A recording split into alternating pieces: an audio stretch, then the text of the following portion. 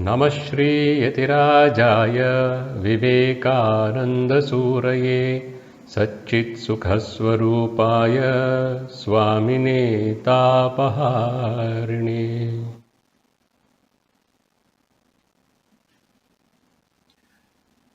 Namaste. The topic is stress management the Vivekananda way. What we mean by this is that we try to understand how we can handle stress in our life in the light of the teachings of Swami Mahamedhananda. We'll go straight into the topic.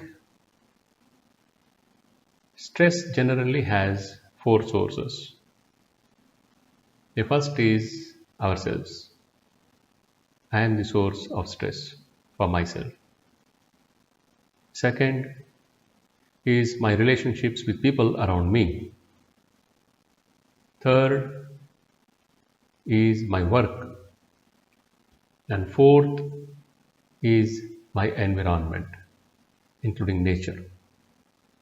These are the four general sources of stress in our life. Now, what do I mean when I say I am a source of stress to myself? I become a stress to myself when my body and senses are not under my control. When I am unable to accept some harsh reality about my body or my mind, its capabilities, its conditions. When I am unable to control my thoughts. When my desires mismatch with my proposed ideal or values in life. In all these conditions, we find we become a source of stress to ourselves. Second is relationships. My relationship with my family members, if I'm a student, with my fellow students, if I'm working somewhere with my colleagues, all these relationships become a source of stress because of our expectations and because our behavior, our value system and our goals mismatch with theirs. Then these relationships become a source of stress. Third is work. If I do not like the work I do for my livelihood, that work becomes a source of stress. And if I like what I am doing, but I am unable to climb up the ladder, then that work again becomes a source of stress. Environment. Nature becomes a source of stress if we are unable to adjust with our physical surroundings, heat, cold, or rain. Sound and air pollution also can become a source of stress. So now the question is, how do I manage all these different stresses from all these different sources? There are two approaches. One is the outside-in approach, the other we can call inside-out approach. The outside-in approach is to find workout strategies and find remedies for each of these stresses which make my life difficult. In this case, the success will depend on things, people and circumstances outside me. And there is no saying there will be an end to stress, and every time I discover a remedy for one, I find there is another new source of stress. Life keeps throwing surprises at us. I have worked out solutions for all these stresses which I am experiencing now. And within a month, I find I have new sources of stress, new ways of experiencing stress, and I am back to square one. I have to find a remedy for this again. This is the outside-in approach. The inside-out approach would be to handle all these stresses by changing the person who is experiencing these stresses. That is myself. I learn to function from deeper levels of my own personality. I try to understand what is life, what is the purpose of life, what should be my approach to life, and thus I prevent the very beginning of stress at the very source. The source may be there, but it is no longer a stress for me. And this will also empower me to handle them. Because the truth is, there is no life without stress. We will see that point now, how Swamiji will explain it. If we go into the outside-in approach, trying to remedy stress by working out things outside us, it is like, as Swamiji says, trying to empty the ocean with a bucket. The ocean of troubles will always remain. You can never empty your life of troubles. This is the outside-in approach. So what Vedanta teaches, and Swami Vivekananda is the voice of Vedanta, what Swami Vivekananda teaches is the inside-out approach. Life means stress. You change inside. You cannot change life outside. Change yourself inside. This is the right way to handle stress. Now, when we are talking about life, let us begin with a fundamental question. What is life? Swami Vivekananda, from around 1899 to 1893, before he left for the Parliament of World Religions in America, Chicago, he traveled across India as a Parivrajaka. In that period, one day, he met Raja Ajit Singh, the Raja of Khetri. This Raja later became Swami Vivekananda's disciple and his very close friend. Now, in the very first meeting with Swami Vivekananda, this Raja asked this fundamental question. He in fact asked two questions, very fundamental questions. The first is relevant to us now. Very first question he is asking Swamiji, what is life? Swamiji, what is life? Pat came the reply from Swami Vivekananda. Life is the unfoldment and development of a being under circumstances tending to press it down. Life is the unfoldment and development of a being under circumstances tending to press it down. Being means Vyakti, Jivi, myself. Now this is like a sutra which has condensed the meaning and purpose of life. Swamiji's definition, as we can see, has three aspects to it. Unfoldment, development, and circumstances. What kind of circumstances?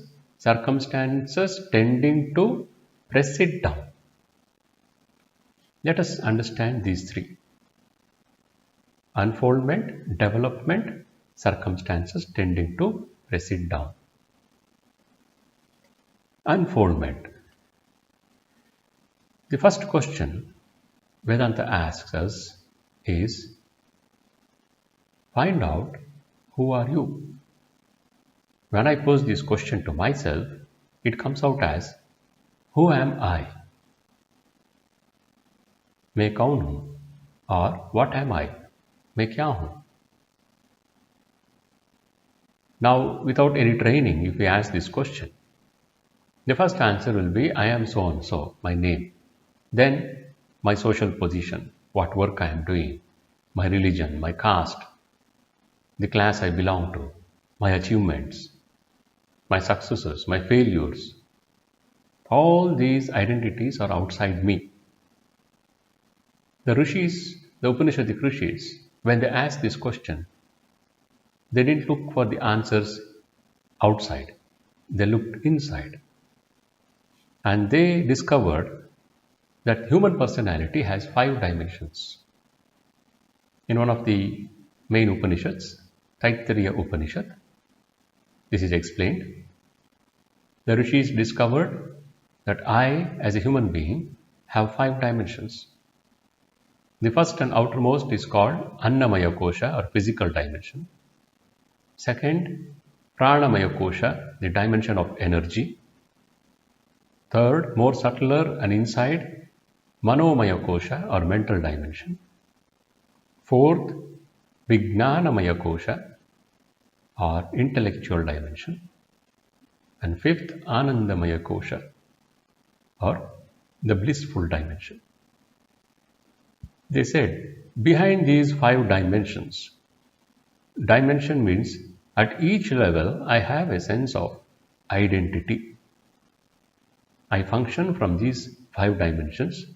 Behind these, as the source of these 5 dimensions, is my basic nature, my true nature, my original nature.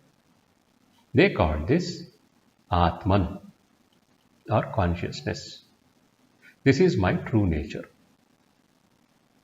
They told man is Atman, Jivatman, he is consciousness.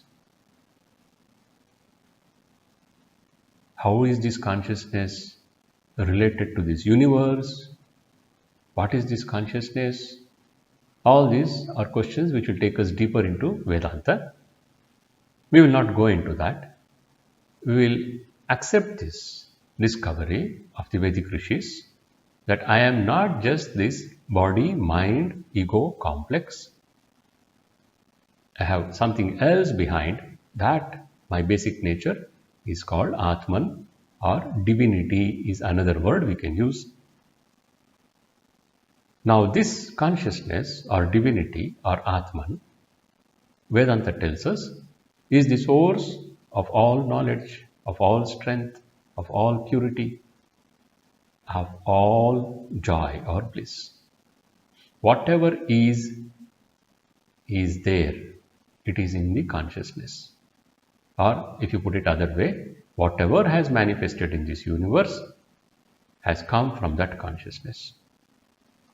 So, unfoldment means unfolding my true nature as the consciousness, as Brahman. When will this unfold? This will unfold when we master its instruments, which is my body and mind.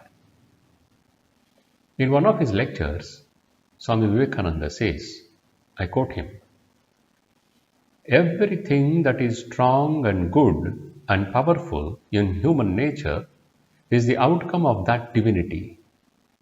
And though potential in many, there is no difference between man and man essentially, all being alike divine. In some people, it has not manifested, but as potential, it is there in all human beings. Therefore, all human beings are alike. There is, as it were, an infinite ocean behind, and you and I are so many waves coming out of that infinite ocean. And each of us is trying his best to manifest that infinite outside. So potentially, each of us has that infinite ocean of existence, knowledge and bliss as our birthright, our real nature. And the difference between us is caused by the greater or lesser power to manifest that divine. Therefore, the Vedanta lays down that each man should be treated not as what he manifests, but as what he stands for. The apparent differences between man and man is caused by the greater or lesser power to manifest this divinity. That is the only difference between two human beings. He is able to manifest more of his divinity. I am able to manifest to a lesser level. Or I am manifesting more than the other person. Now, highlighting this process of manifestation, Swamiji says, I quote him again, all the vast mass of energy that we see displayed in society and in every plane of action is really from inside out. And therefore, what is called inspiration by other sects, the Vedantist calls expiration of man. Consciously or unconsciously, every man is trying to unfold that divinity. Man is like an infinite spring coiled up in a small box. This is Swamiji's words. Man is like an infinite spring coiled up in a small box, and that spring is trying to unfold itself. And all the social phenomena that we see is the result of this trying to unfold. So the social phenomena, then does it mean all the competition, struggles, these are all trying to unfold? Swamiji explains, answers this question. All the competitions and struggles and evils that we see around us are neither the causes of these unfoldments nor the effects. This is a subtle point. So Swamiji gives an example to explain it. In the case of the irrigation of a field, the tank is somewhere upon a higher level and the water is trying to rush into the field and is barred by a gate. A gate is preventing the water from rushing into the fields. But as soon as the gate is opened, the water rushes in by its own nature. And if there is dirt and dust in the way, the water rolls over them. But dust and dirt are neither the result nor the cause of this unfolding of the divine nature of man. They are coexistent circumstances and therefore can be remedied. My inner divinity, it is continuously unfolding, but there is a gate preventing it from flowing out. What is that gate? The limitations of my mind and my body. This prevents the manifesting, the unfolding of the inner divinity. What is this dust and dirt? Dust and dirt are the circumstances of life which we call sometimes stress. These are coexistent circumstances, Swamiji says. They are coexistent circumstances and therefore can be remedied. I can resolve them. How? By changing them. You cannot change them. You can roll over them. As the water rolls over the dust and all this dirt, you can roll over it. It will stay there, but it is no longer a source of stress. It is no longer seen as stress. That is the point. The central idea of Vedanta is this. I have to manifest my inner potential. All knowledge is inside me, strength is inside me. Manifesting this inner divinity outside is what is called life. In fact, Swami Vivekananda's life mission is explained like this. He puts it across. To help mankind in this unfoldment is my life's mission. This is what he told to Sister Nivedita. I quote him. My ideal indeed can be put into a few words, and that is to preach unto mankind their divinity and how to make it manifest in every moment of life. I repeat again. My ideal indeed can be put into a few words, and that is to preach unto mankind their divinity and how to make it manifest in every moment of life. The inner divinity has to be manifested in every moment. The only obstacle is the gate. Remove the gate, the unfolding or the manifesting will automatically happen. Now, this unfolding, the water flowing down, I have no role in it. It is a natural process. From above, the water flows down. From inside, the divinity is trying to manifest. In the very beginning, the creation itself is an unfoldment of the divine being. In simple language, we call it God. Now, this unfoldment, let us explain and try to understand through that imagery of ocean which Swamiji gave us. There is this ocean. Deep inside the ocean, they say it is standstill. In that ocean, there is a wave. Now the ocean, if we call it consciousness, the wave we can call as energy. Consciousness, energy. In our terminology, Hindu terminology, it will be Brahman and Shakti. It is the same ocean, but in a different state. In the first condition, as the still ocean, it is potential energy. In the second condition, as the wave, it is kinetic energy. There is a manifestation. This manifestation of energy we call Shakti, Adi Shakti, Parashakti. There are so many names for it. Now on this wave, there are millions and millions of bubbles. We see the flow. First is the ocean, then the wave, then the bubbles. And we also have to note the wave, though it looks to be different, it is one and same as the ocean. The wave is not different from the ocean. It is same, different only in terms of manifestation of energy. How much it has changed just because of manifesting its energy. Same thing, the bubbles on the wave.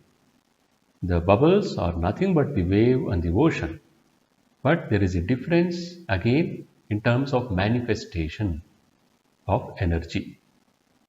The bubble is in the wave and so in the ocean, and the bubble is nothing but the wave and the ocean. But it appears to be something different and it has a unique identity. I am a bubble. This bubble thinks it is defined by time and space. It has a limited form.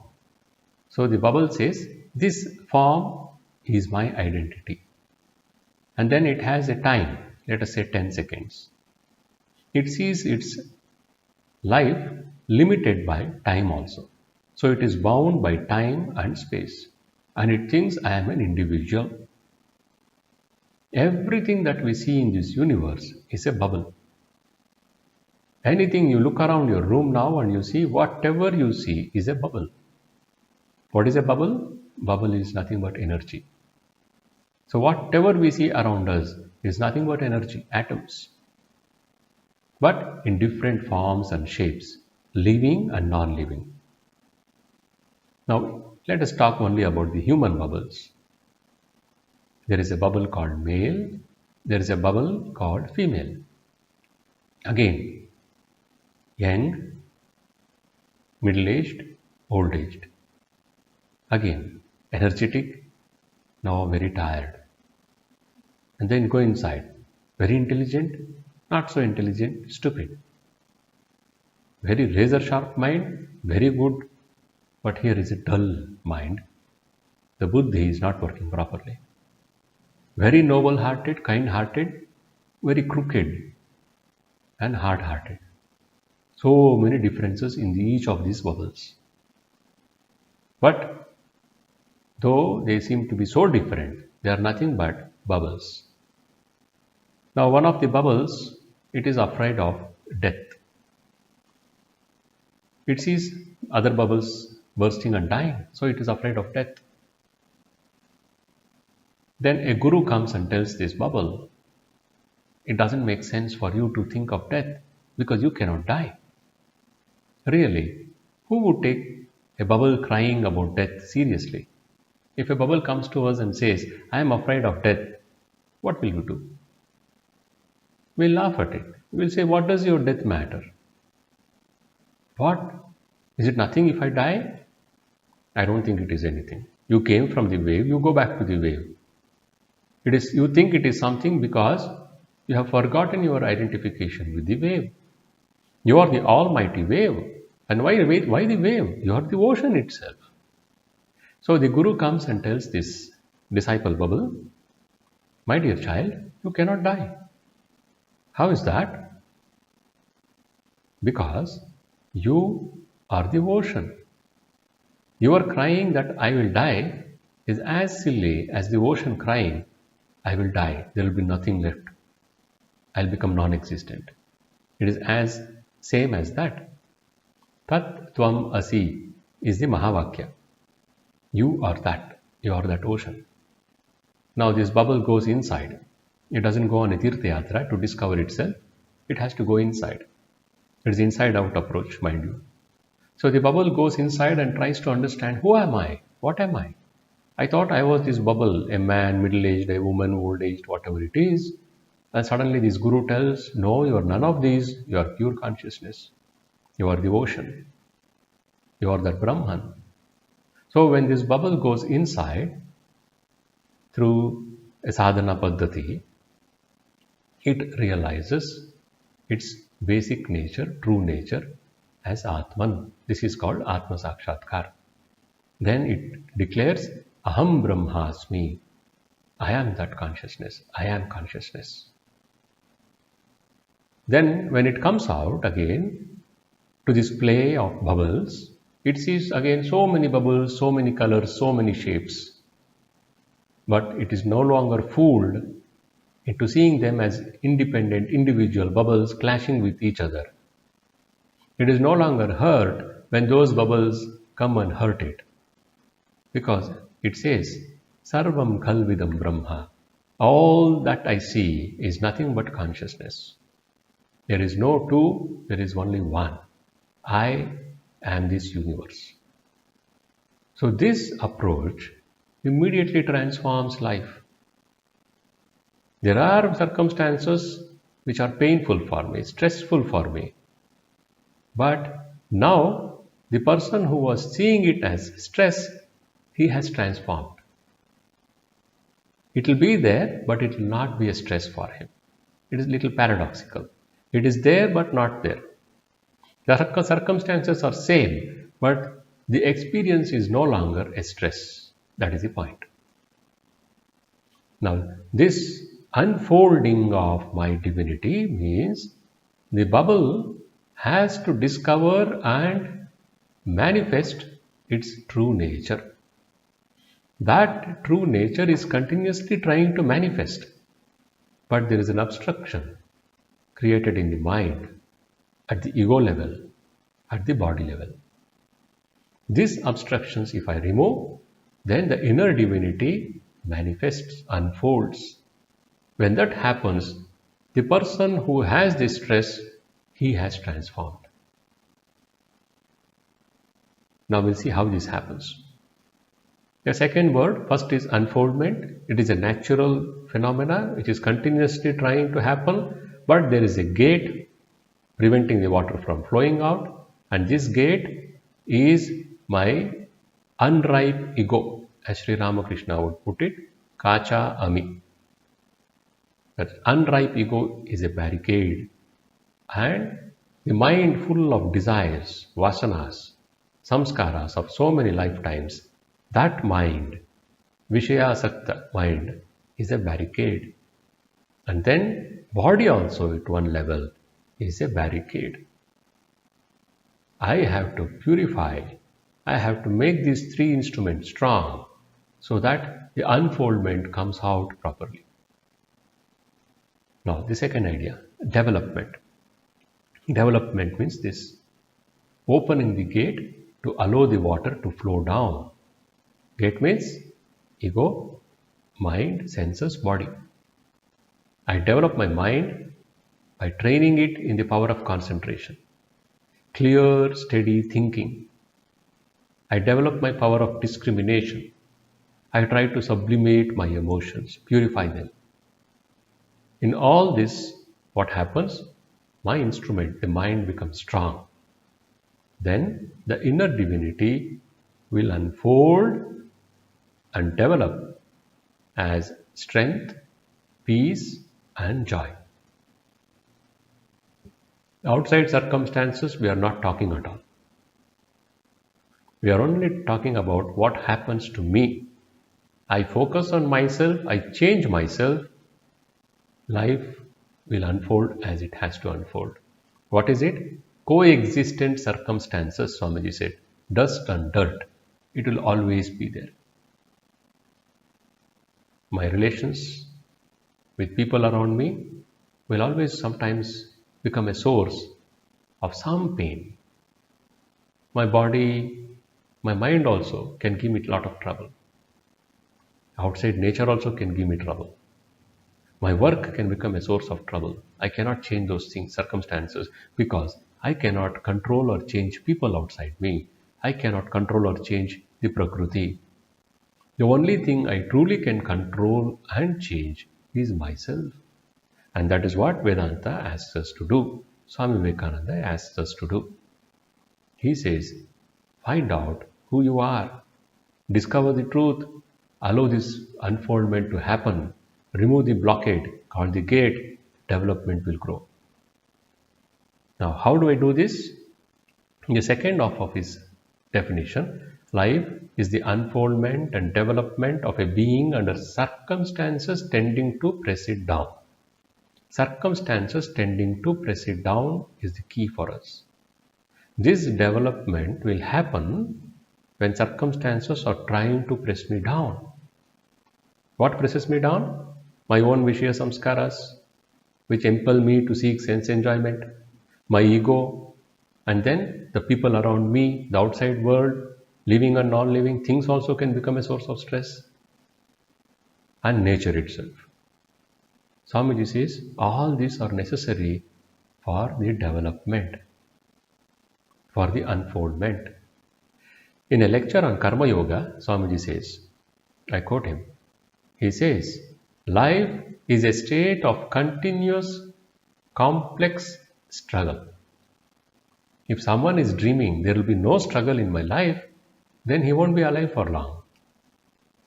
When the struggle ceases, life ends. In other words, struggle, inner or outer, is the sign of life, is the condition of life. Without this struggle, there is no life. It is a life without any value. It has no color. It's a bland life. Nothing unfolds, nothing develops, nothing manifests. It is only when I struggle that I develop. So struggle is the key for development.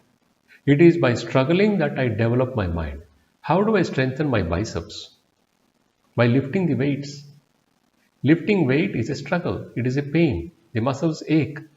But I persist. Within 6 months, I have very strong biceps. My muscles are strong. So without an opposition, without something putting that stress on me, I will not be able to develop myself. So this gate which is preventing the unfolding of divinity, that can be removed when I develop my mind, my body, by accepting these circumstances which are tending to press me down.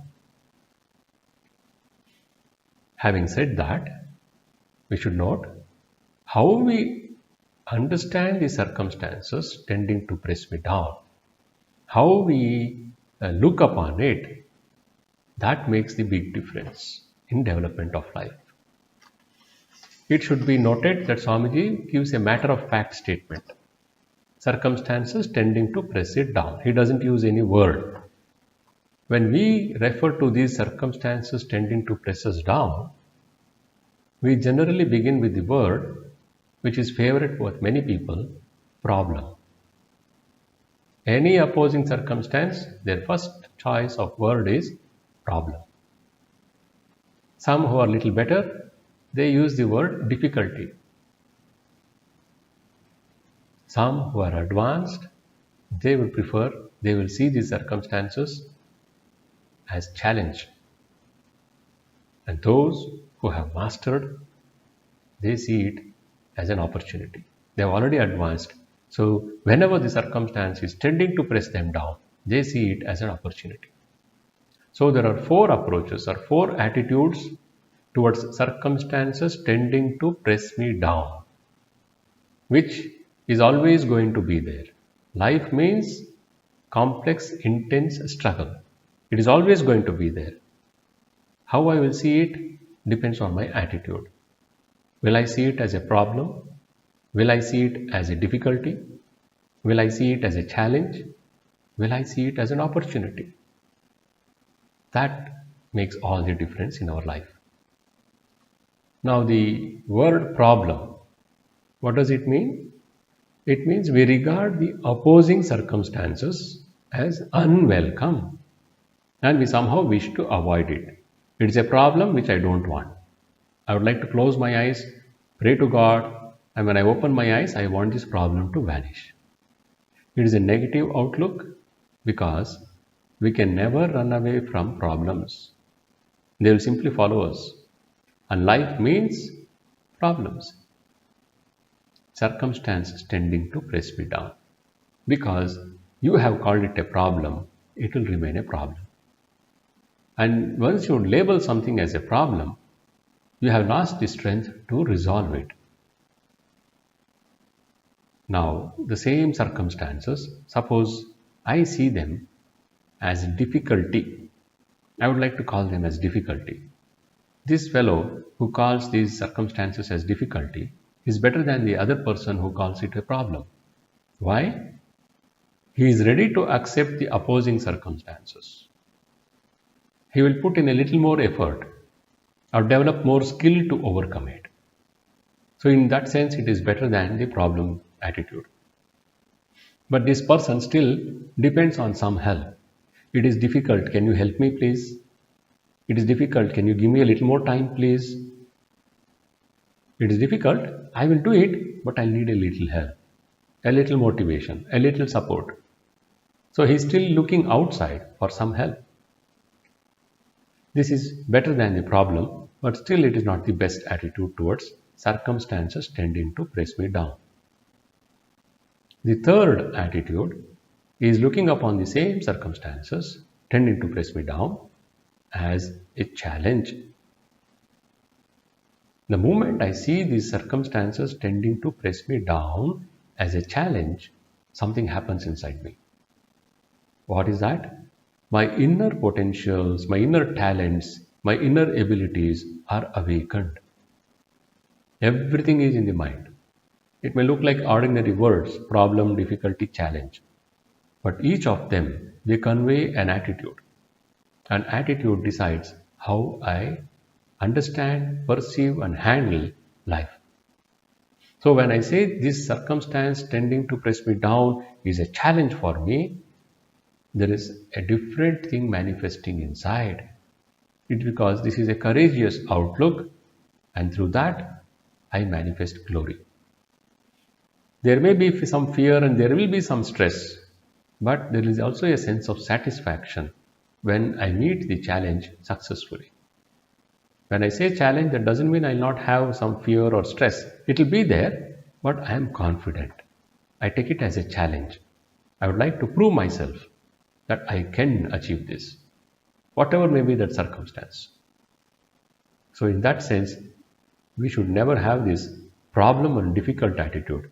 We should begin with this challenge attitude.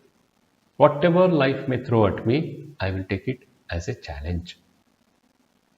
Now, the best mindset, however, is to see these opposing circumstances as an opportunity.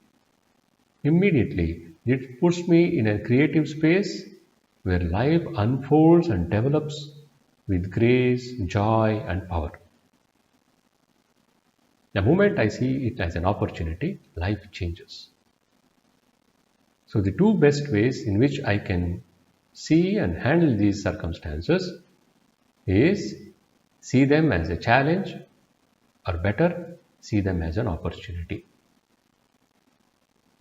Now once Swami Vivekananda, he was in Varanasi. He was trying to successfully run away from a large troop of big-sized monkeys. They started chasing Swamiji and some of them were about to bite Swamiji. And he couldn't outrun them. They are fast, ferocious monkeys in Varanasi. Suddenly, another sadhu shouted and called out to Swamiji, "Face the brutes." Immediately Swamiji turned around and he stared at those monkeys. And those big monkeys which were about to bite his leg, they were stunned by the sudden reversal. This man is suddenly turned, the whole face has changed, and from inside, he has taken a different attitude. First, he was trying to escape. He wanted to run away from the monkeys, avoiding them as a problem, a difficulty. When that other Swami, some old Swami, he simply shouted, "Face the brutes." Next moment in Swamiji, there is a transformation. He looks around them. He sees that this is a challenge, I am going to face it head on. Immediately the monkeys sensed it. This man has changed. He was running. In a fraction of a second, the man has changed. He is no longer the same man. Something has happened. What happened? The next moment, the monkeys fled from there. They ran away. Literally ran away from Swamiji. Later, when he was giving a talk in America, Swamiji referred to this incident and he told, I quote him, "That is a lesson for all life. Face the terrible, face it boldly. Face the terrible, face it boldly. Like the monkeys, the hardships of life fall back when we cease to flee before them. Like the monkeys, the hardships of life fall back when we cease to flee from before them. If we are ever to gain freedom, it must be by conquering nature, never by running away. Cowards never win victories. We have to fight fear and troubles and ignorance. We have to fight fear and troubles and ignorance if we expect them to flee before us. Fight is the word. When you take it as a challenge, you are fighting. When you take it as an opportunity, you are fighting. In 1893, Swamiji went to Chicago. He went without any good introduction. He didn't know anyone there properly. And when he went there, he had no information about where this thing was being held. He had not prepared for it, no contacts. And moreover, there was very cold climate. He didn't have good proper clothing for it. So the atmosphere was against him. And the people, when he walked around the streets, the local people also, they found the Swami was dressed strangely. Some of them threw stones at him. They chased him. They pulled at his turban. So a lot of circumstances against him. And he was not prepared for the first talk. On the first day, 11th September 1893, all of the other speakers, they had come prepared with their talk. And Swami Vivekananda had gone without any preparation. He sat there without any note in his hand. So it was a very difficult, challenging situation for him. The first half of the day, the session, they called upon him, but he said, not now, later. Because he was not ready for it. He had not prepared. He didn't know what to talk. And he sees all of them have come with wonderful script and they are reading and they are all being clapped. In the afternoon session, the chairman finally announced Swamiji's name. So Swamiji had to get up and the rest was history. He just uttered those 5 words, sisters and brothers of America. The nearly 7,000 audience, they were standing, throwing their hats. The men were throwing up their hats in joy. They were clapping for nearly 2 minutes. He had not told anything, just he addressed them hello. For 2 minutes they were clapping. And then he became overnight the best orator and the well-known speaker of the Parliament of Religions, and the rest is history. He had to face those challenges, but he took it in a positive way. How did he take it? He surrendered to his Guru, Sri Ramakrishna, and he became a fitting instrument of the divine power. Now, how I will work out my life, how I will see through all these difficulties, the difficult circumstances, seeing them as challenge or opportunity, that we will see in the next talk, where we will make a list and try to practice some of those steps which will awaken in me the strength to develop. This is the background, what we have done now. Life is the unfoldment and development of a being under circumstances tending to press it down. This is life. Circumstances will always press me down. Expecting it to be anything else is foolish. And if someone is sitting in a palace with no stress, he is not alive. He may be eating and he may be very healthy, but he is not alive because nothing is manifesting from inside. If something has to manifest, there will be these challenges. There will be lot of circumstances coming out and forcing me to face them. It should be seen as an opening, as an opportunity, as Swamiji saw in Chicago. That we will see in the next class. Shri Ramakrishna Arpanamastu.